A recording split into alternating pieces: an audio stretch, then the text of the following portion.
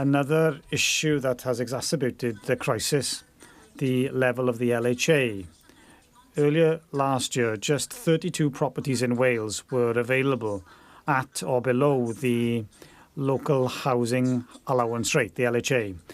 32, only 32, which is a shocking figure. And the intention of the LHA is to ensure that low-income households can access housing in the private rented sector.